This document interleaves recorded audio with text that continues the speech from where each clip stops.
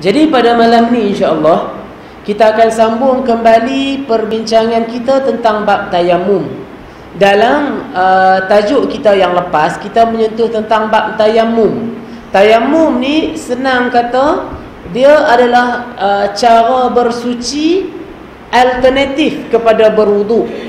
Sekiranya kita tidak dapat menggunakan air, ataupun kita kata tidak mempunyai air, maka kita wajib untuk nak berwuduk. Kita mesti untuk bertayamum, baru kita boleh bersolat. Jadi tayamum ni kita kata cara yang kedua setelah kita tidak memperoleh air untuk nak berwuduk, ataupun air tu ada tapi kita tak mampu untuk nak menggunakan air disebabkan keuzuran-keuzuran ataupun masalah-masalah kemudaratan yang tertentu. Jadi tentang tayamum ini, kita telah perjelaskan daripada hadis-hadis yang sahih. Rasulullah menyebutkan bahawa tayamum ini satu kali tepuk.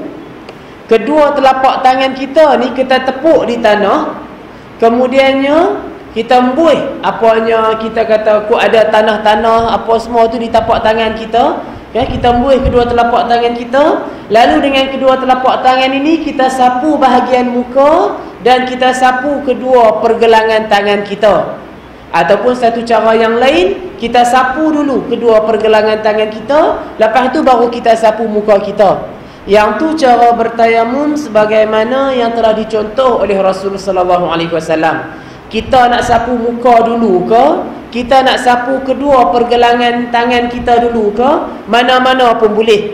Dua-dua itu adalah daripada hadis yang sahih. Cuma tinggal lagi sebagaimana yang pernah saya sebutkan, cara yang saya pandang lebih kukuh, lebih kuat berdasarkan keterangan-keterangan, iaitulah kita sapu muka kita dulu, baru kita sapu dua pergelangan tangan kita. Dan tayamum itu sebagaimana yang kita sebutkan, sekali tepuk saja.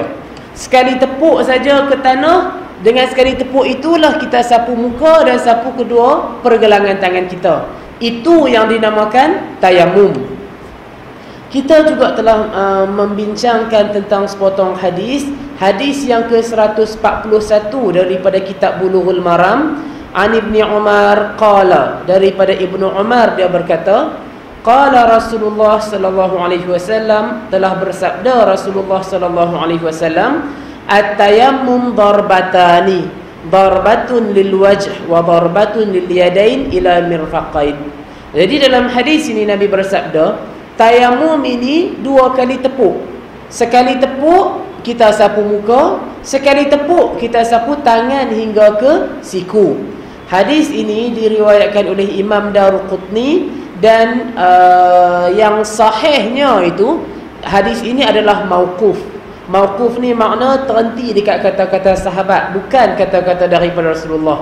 Jadi kalau kita perhati daripada hadis ini, daripada Ibnu Umar berkata, telah bersabda Rasulullah sallallahu alaihi wasallam. Makna hadis ni dia bawa sampai kepada Rasulullah. Yang ni adalah kata-kata Rasulullah. Tayamum itu dua kali tepuk, sekali tepuk untuk muka, sekali tepuk untuk dua tangan sampai siku.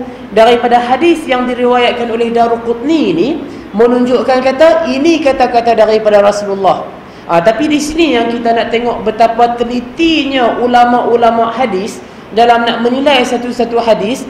Teliti, periksa yang lebih kuat, yang dipandang lebih kukuh dari segi dalil, dari segi bukti. Yang ni bukan kata-kata Rasulullah. Yang ni terhenti dekat kata-kata Ibnu Umar sahaja. Pandangan Ibnu Umar, fatwa Ibnu Umar, ataupun kata-kata daripada Ibnu Umar. Jadi bila kita kata dia sekadar fatwa sahabat, kata-kata sahabat, dia boleh lagi kita kata ada perbahasan di situ, belum lagi menjadi kewajipan untuk kita taat. Apatah lagi apabila hadis ini menyalahi hadis-hadis Rasulullah yang lainnya. Dalam pelajaran-pelajaran yang lepas kita bawa hadis daripada Bukhari dan Muslim, hadis yang berdarjat sahih yang paling tinggi sekali, yang menunjukkan bahawa tayamum ni sekali tepuk saja. Sekali tepuk saja, tepuk kita sapu muka dan kita sapu dua pergelangan tangan. Itu daripada hadis yang paling sahih dalam bab ni. Maka hadis yang ke-141 ini, yang menerangkan tentang tayamum itu 2 kali tepuk, kita tak boleh beramal lah dengan hadis ini. Pertamanya sebab kita kata dia ni sekadar kata-kata sahabat, bukan kata-kata daripada Rasulullah.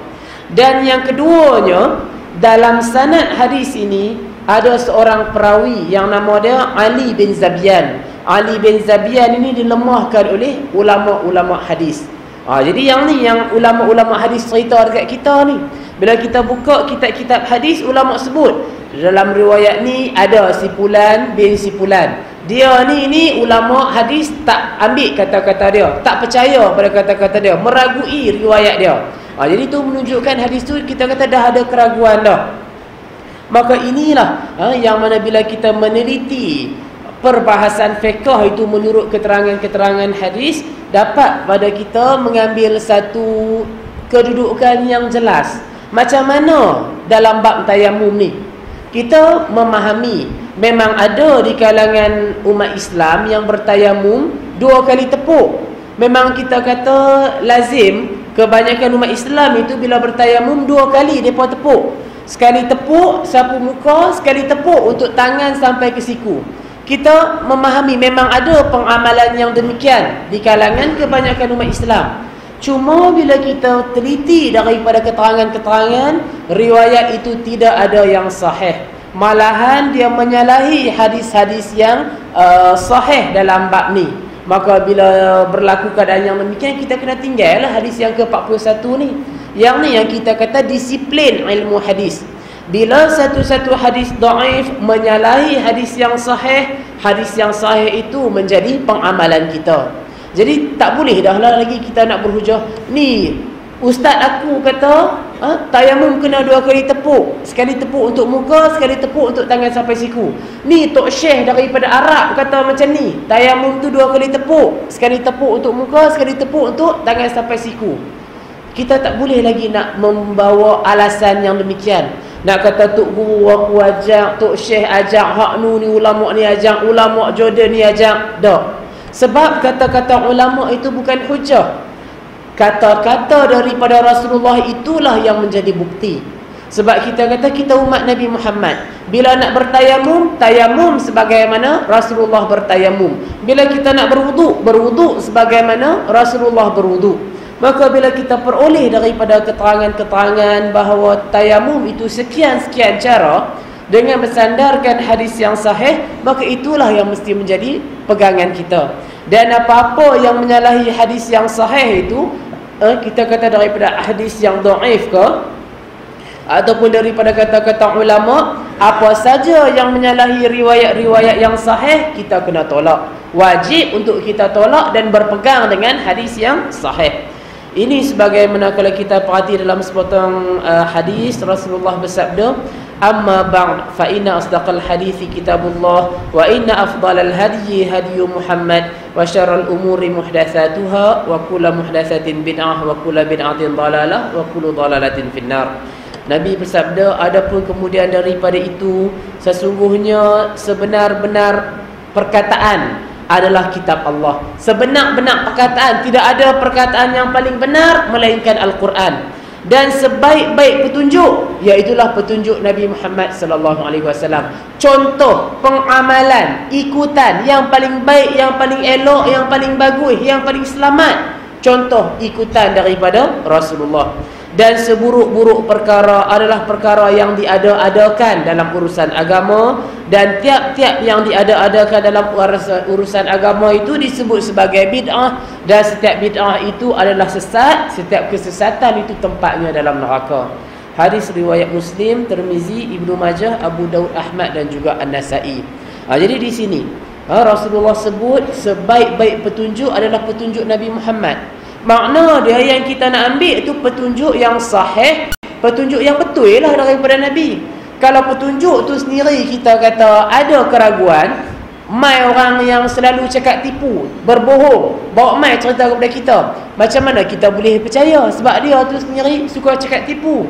Mai kita kata orang yang suka wah-wah, orang yang kita kata banyak ragu-ragu, banyak kesangsian, macam mana kita boleh percaya 100% berita kebenaran yang dia bawa?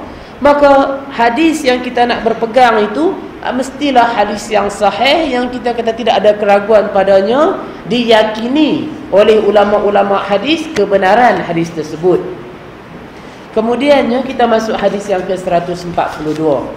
Dalam hadis yang ke-142 daripada Abu Hurairah, dia berkata, Rasulullah bersabda, "As-sa'id wudu'ul muslim wa illam yajidil ma' 10 sinin fa idza wajadal ma' falyattaqillah wal yumisahu basharatahu." Rasulullah bersabda, sa'id itu wuduk bagi orang Islam walaupun dia tidak mendapat air selama 10 tahun. Tetapi kalau dia dapat air, maka hendaklah dia takut kepada Allah dan hendaklah dia sentuhkan air kepada kulit dia, kepada badan dia.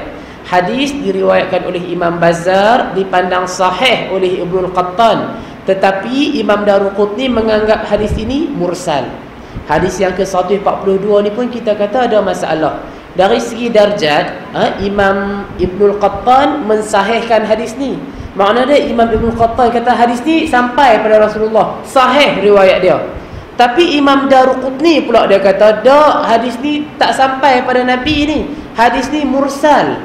Mursal ni makna dia daripada generasi tabi'in, dia terus bawa mai hadis, berkata Rasulullah sekian sekian sekian.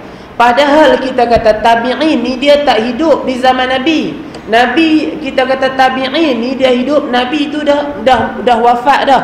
Ataupun kita kata tabi'in tu dia tak cerdik mana lagi, baru umur setahun, baru umur 2 tahun, dia bukan berjumpa dengan Nabi, bukan dengar daripada Rasulullah pun.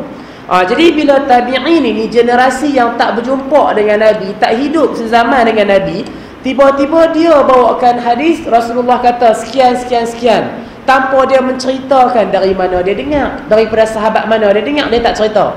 Maka hadis itu dianggap hadis yang mursal, dan hadis yang mursal ini tergolong dalam hadis yang lemah. Dia masuk dalam kategori hadis yang lemah. Jadi makna hadis ini, Nabi kata sa'id itu, debu tanah itu adalah wuduk bagi orang Islam bila tidak mendapati air. Bila kita tak jumpa air, tak ada air, kita bertayamum. Walaupun 10 tahun tak jumpa air, 10 tahunlah kita bertayamum. Jadi kalau dah ada air, kalau dah kita jumpa air, bertakwalah kepada Allah. Kena guna air, kena berwuduk balik. Pasal apa? Ni yang kita kata, kalau kita nak banding antara wuduk dengan tayamum, tayamum lah yang paling mudah sekali. Tayamum kita kata tepuk, sapu muka, sapu 2 tangan sampai siku. Tak payah dia nak kalut apa-apa lagi dah. Kalau berwuduk, kita berwuduk ni kita kena bagi sempurna seluruh anggota-anggota wuduk. Kot adalah kita kata apanya daki-daki ke semua tu kita kena tonyoh-tonyoh balik. Tapi bila kita kata tayamum ini, tayamum ni tepuk saja, sapu muka, sapu tangan sampai siku. Dan debu tu pun yang sebenar kita tengok bukan ada bekas pun di tangan kita ni. Tepuk, kita cuma nak ambil debu-debu tanah tu saja. Dengan yang itulah yang kita sapu muka dan kedua tangan. Makna dia kita kata dari sudut pengamalan dia tayamum ni mudah banyak lah. Tapi kerana itu yang mana Rasulullah sebut dalam hadis ni, kalau ada air bertakwalah pada Allah. Jangan duk ambil mudah dalam bab ni. Kena pergi ambil wuduk, kena berwuduk.